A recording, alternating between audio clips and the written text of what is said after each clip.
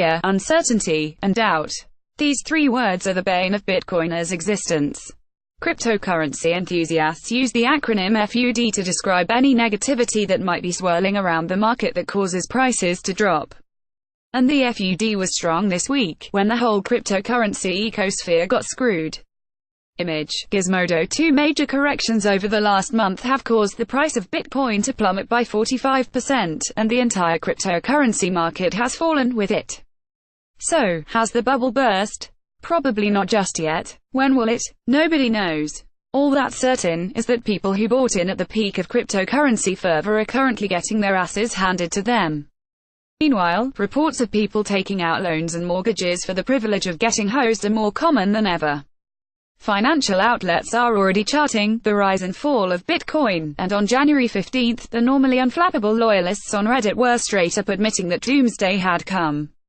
Why is this happening? FUD. Over the course of 2017, the price of one Bitcoin went from around $900 £649 to just over $19,000 £13,709. This led to average Joes wondering what they were missing and trying to figure out how to buy into this whole Bitcoin thing. In a month, Bitcoin's price jumped by 200%, hitting yet another all-time high. It seemed like it couldn't fall, until it did. And then it did it again.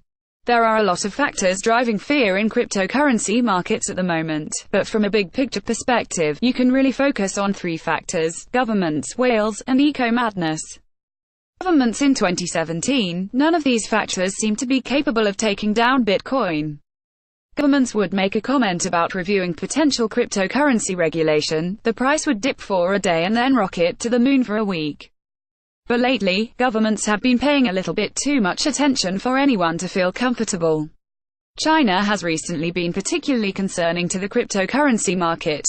The country previously banned initial coin offerings in exchanges, two moves that had minor impacts on prices. China's continued regulatory scrutiny is starting to have a more lasting effect. This week, Chinese state media reported that authorities were broadening their crackdown and scrutinizing exchange-like services. Simply put, China wants to eliminate all cryptocurrency trading that's managed to continue under the current bans. This announcement came 2 weeks after the country imposed new rules that will adversely affect the many cryptocurrency miners in China, who are already struggling. Until last year, China was the most active market for cryptocurrency trading, but it's fallen to number 18 in the world according to market tracker CoinHills. Nevertheless, China is still the home of the world's biggest mining operations. Since China's participation in the market has slowed, interest in South Korea has become more intense. But that interest comes with its own set of fears. The Korean won is now the third most traded fiat currency, and that has made the South Korean government increasingly nervous about Bitcoin and its relatives. South Korean authorities have made several market-shaking moves in recent months, and more recently, conflicting statements from Seoul have suggested that an outright cryptocurrency ban might be imminent. On the purely speculative end, Matthew Klein advanced an intriguing theory in the Financial Times. Klein thinks it's possible that South Korea and China are coordinating their crackdowns on cryptocurrency in an effort to put more financial pressure on North Korea in the ongoing standoff over its nuclear program. North Korea is believed to have a large stake in cryptocurrencies, and its state-sponsored hackers are often blamed for attacks on exchanges and spreading ransomware that seeks payment through digital cash. It's an interesting scenario, but again, speculative. While many governments are trying to figure out what kind of limits they want to put on the market, others are introducing their own digital coins. Estonia has a coin in the works that would be used to reward foreigners who set up online businesses in the country. More disconcertingly, Venezuela and Russia have announced digital versions of their currencies in an effort that's widely seen as a way of getting around international sanctions. In the case of government-issued coins, it's unknown if they will be a harbinger of a crackdown on non-state-sponsored cryptocurrency. In short, more FUD. Whales. And then, there's the phenomenon of Bitcoin whales. Whales are people who own a lot of Bitcoin. Market researchers at AQR Capital Management estimated that just 1,000 people own 40% of all the Bitcoin in existence, giving just a few individuals have a tremendous amount of power to manipulate the market. That happened in November, when one person moved $159 million worth of Bitcoin onto an online exchange and sent analysts scrambling to guess whether or not this whale was intending to sell out while the price is right. What's most concerning about whales recently is the fear that some of them might be playing both sides of the field. In December, Wall Street started offering futures trading on Bitcoin. Anyone can essentially place a bet on what the price of Bitcoin will be by a certain date. This has led to speculation that whales could be participating in futures trading while pulling out or pumping in Bitcoin to manipulate the price. On Wednesday, the first futures contract closed and those who shorted Bitcoin won. And whales aren't the only individuals who can swing the market. A recent study published in the Journal of Monetary Economics took a look at the potential for price manipulation in the Bitcoin ecosystem.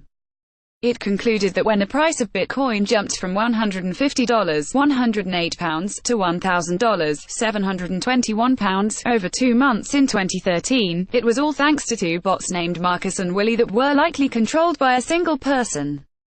The bots were capable of taking advantage of a bug on the Mt. Gox exchange that made it appear as if they were performing valid trades with lots of Bitcoin that didn't really exist.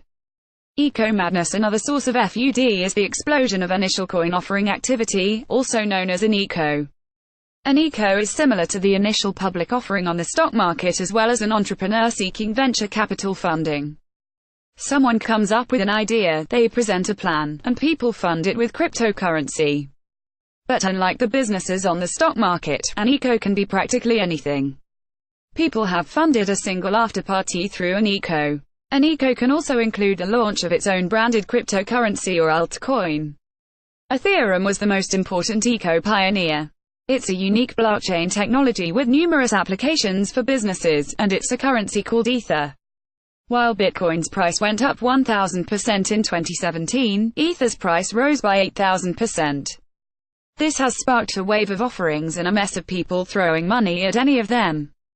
Prior to last year, the money raised through ICOs was extremely insignificant. But in 2017, $3.5 billion flooded the eco space. The eco trend seems shady, too. It's tough to say how many of the hundreds of ICOs out there are scams, but it's a large number. OneCoin was a particularly prominent Ponzi scheme that bilked investors around the world out of $350 million, seems to have never issued an actual coin, and resulted in the arrest of numerous organizers. Plenty of other scam ICOs are still flying under the radar, aren't necessarily illegal, so they will probably never amount to anything. In the end, governments, whales, and eco-madness are just three sources of fear, uncertainty, and doubt. But there are plenty of other reasons that Bitcoin is such a risky investment. The fact is, no one can actually give you good advice on cryptocurrencies except the whales, and they don't really go around broadcasting their next moves. So for now, the FUD has people backing away, but one big swing in the other direction will have noobs coming back to the gold rush. If you're thinking about becoming one of them, just know that the deck is stacked against you.